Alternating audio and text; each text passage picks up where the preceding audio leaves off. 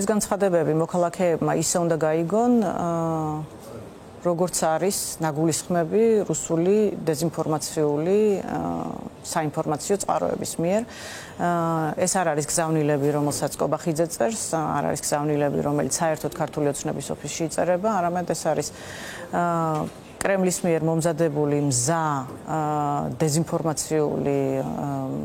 შინაარსის გზავნილები, რომელიც ჩამოდის მოსკოვიდან და რომელსაც ავტომატურ რეჟიმში იმეორებენ ოცნების წარმომადგენლები, იმიტომ რომ ისინი წარმოადგენენ რუსულ ძალას. ეს არის საოკუპაციო რეჟიმი, რომელიც პირდაპირ ავრცელებს საქართველოში რუსულ დეზინფორმაციას იმ მიზნით, რომ საქართველოში გააძლიეროს რუსული გავლენები, რუსული ინტერესები და დააზიანოს ქართული სახელმწიფო, იმიტომ რომ ეს არის რუსეთის ამოცანა დღეს. რუსეთის საქართველოს წინააღმდეგ და დასავლეთის წინააღმდეგ, მათ შორის საქართველოში, ისე უკრაინაში აწარმოებს ჰიბრიდულ ომს და საქართველოში ამ ჰიბრიდულ ომს სათავეში უდგას ივანიშვილი და მისი ხელის ბიჭები. მათი გზავნილების შინაარსი ცნობილია, ამოცანას კიდევ ერთხელ ვამბობ, წარმოადგენს ის, რომ მათ დააკნინონ ქართული სახელმწიფო, დააზიანონ ქართული სახელმწიფოებრიობა და შექმნან იმის სამომავლო პოტენციური ნიადაგი, რომ ამის საფუძველზე შემდგომ გადადგან ისეთი ნაბიჯები, რომელიც იქნება საქართველოს სუვერენიტეტის წინააღმდეგ გადადგმული ნაბიჯები. ისინი ამბობენ, რომ გასამიჯნია მაშინდელი ხელისუფლება და საქართველო, ისინი ამბობენ, რომ ადანაშაულებენ მიხეილ სააკაშვილის რეჟიმს, რომ მას შეეძლო ეს ომი თავიდან აეცილებინა. ეს არის რასაც ლავროვი ამბობს, ეს არის რასაც პუტინი ამბობს, ეს არის რასაც ზახაროვა ამბობს და ეს არის რასაც ივანიშვილი და კობახიძე იმეორებენ, ხო? ზუსტად იმას, რომ არა იმას, რასაც მთელი მსოფლიო ამბობს, რომ უკრაინას დაესხა რუსეთი თავს, რომ ნატოსა და დასავლეთის წინააღმდეგ რუსეთი აწარმოებს ომს უკრაინაში და 2008 წელს საქართველოში, რომ საქართველო ისე როგორც უკრაინა იყვნენ რუსეთის აგრესიის მსხვერპლი იმის გამო, რომ მათ არჩეული ჰქონდათ პროდასავლური კურსი და ევროატლანტიკური კურსი, ამის საპირისპიროდ ისინი ამბობენ ერთადერთი, ვინც ამას იმეორებს, ვინც ამას უპირისპირდება არის ვლადიმერ პუტინი და მისი პოლიტიკა და ეს არის რასაც ივანიშვილი იმეორებს. დამოუკიდებელი სახელმწიფოს დემოკრატიულ ხელისუფლებას ვერ გამიჯნავ ხალხისგან. და ძალიანაც რომ გინდოდეს გამიჯნა 2008 წელი არ იყო საუკუნეების უკან, ყველას გვახსოვს როგორი ერთობა იყო, ყველას გვახსოვს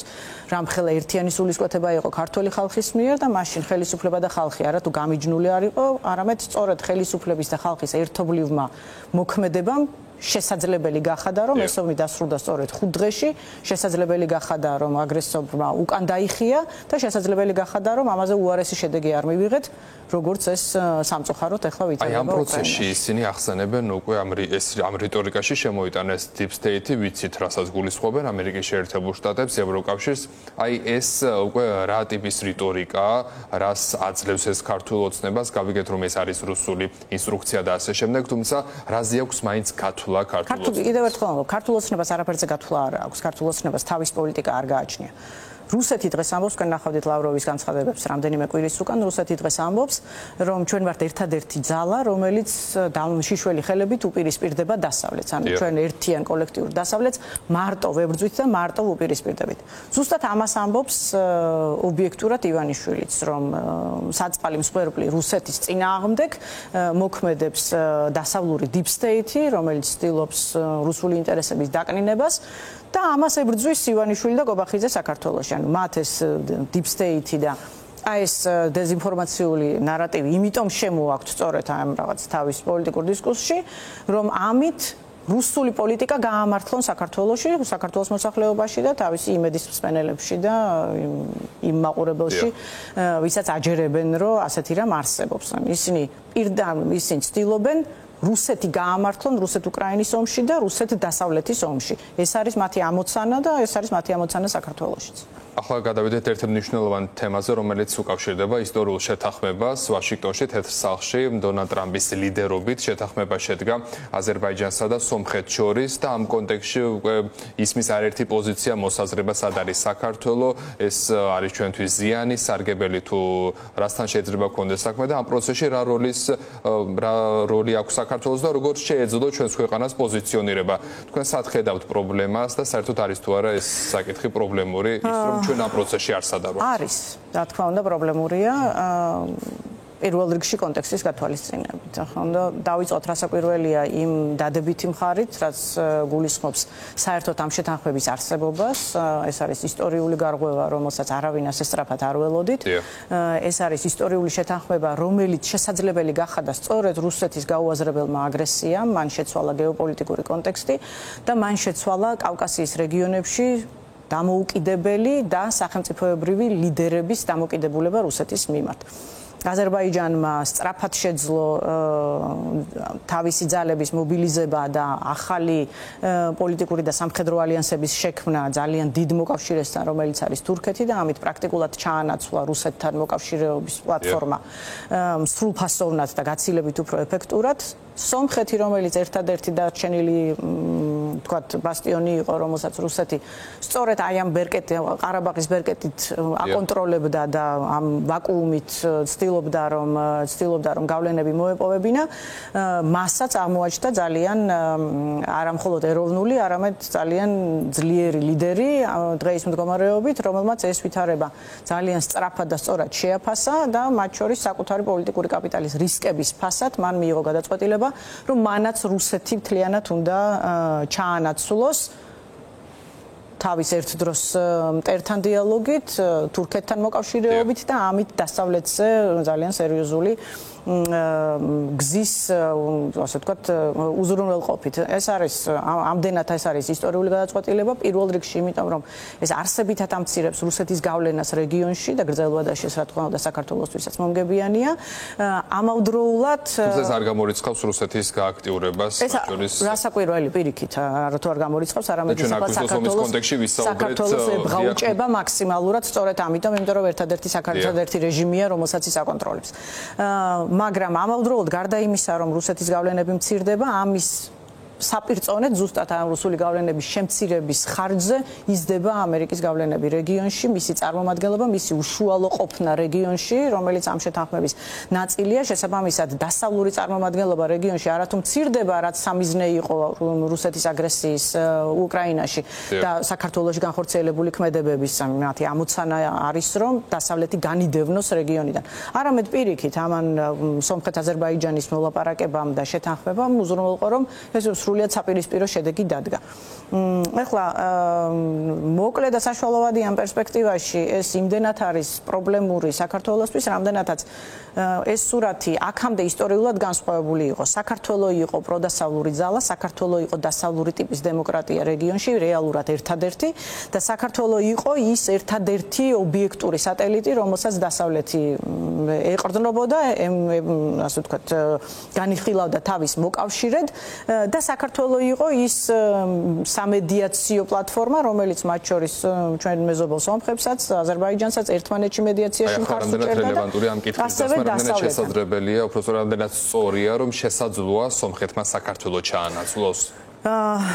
სომხეთი დღეის მდგომარეობით პირდაპირ საქართველოს ვერ ჩაანაცვლებს პრაქტიკული მდგომარეობიდან გამომდინარე, იმიტომ რომ ჯერ ზანგეზურის დერეფანზე მხოლოდ საუბარია და იმის იქით ჯერ არ წასულა, მეორე იმიტომ რომ ეს არის მხოლოდ სარკინიგზო დერეფანი და მიწადენების ინფრასტრუქტურა იქ ჯერ არ არსებობს და ამისთვის არსებითი ტრანზიტი არის საქართველოს, მათ შორის საქართველოს პორტების გამოყენება, ფოთისა და ბათუმის პორტები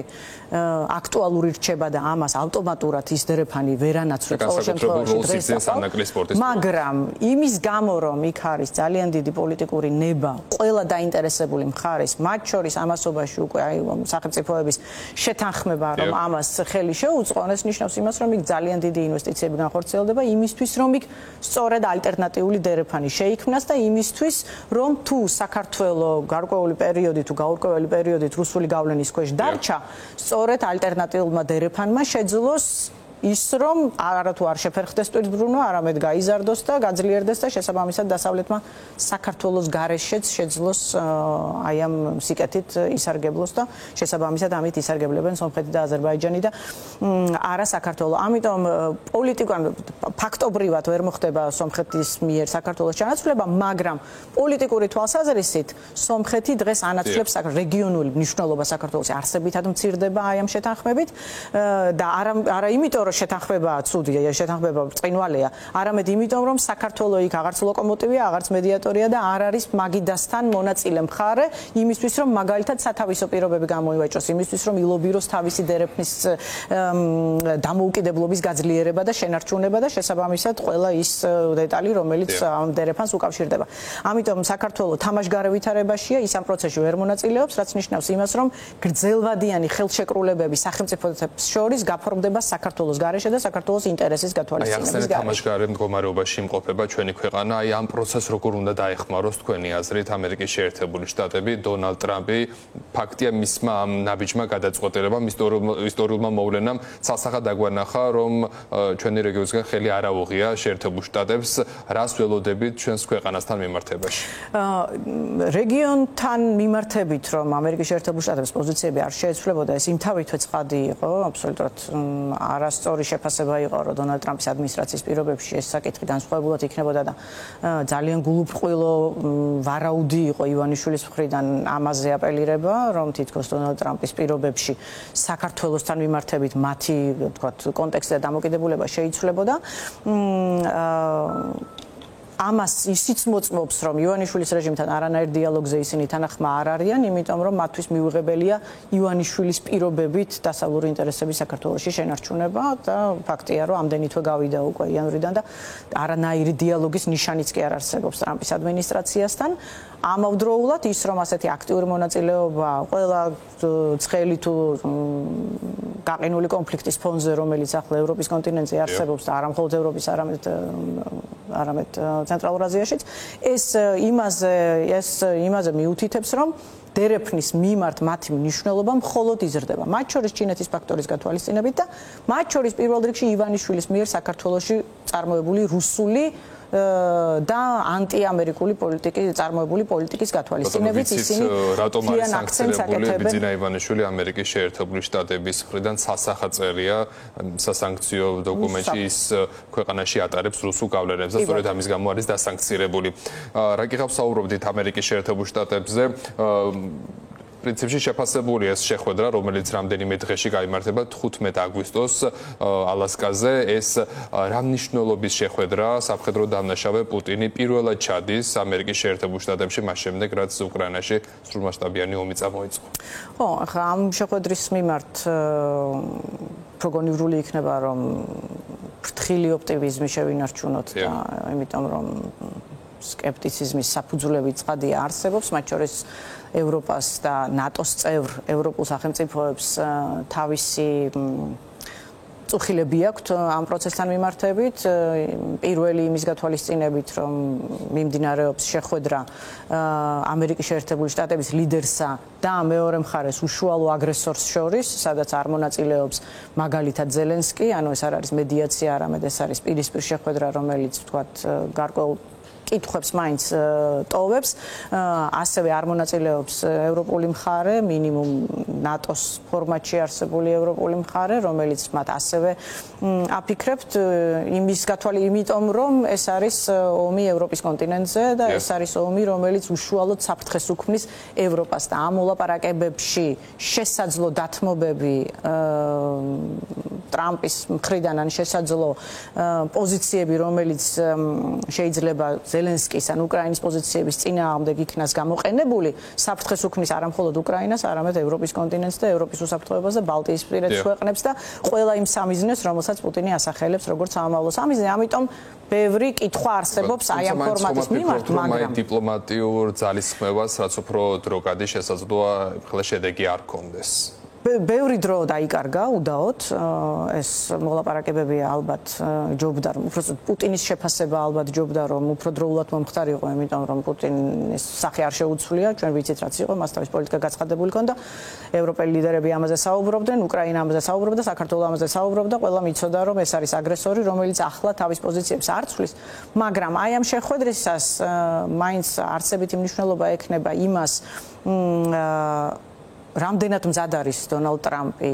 მის ხელთ არსებული და ვიცით რომ მის ხელთ არსებობს ეს ბერკეტები არსებული ბერკეტები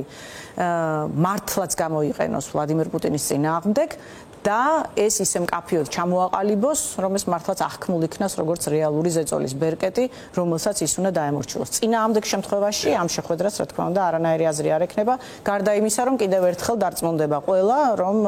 პუტინთან დროის გაწევა მუშაობს მხოლოდ პუტინზე და არა მის მოწინააღმდეგეებზე. დიდი მადლობა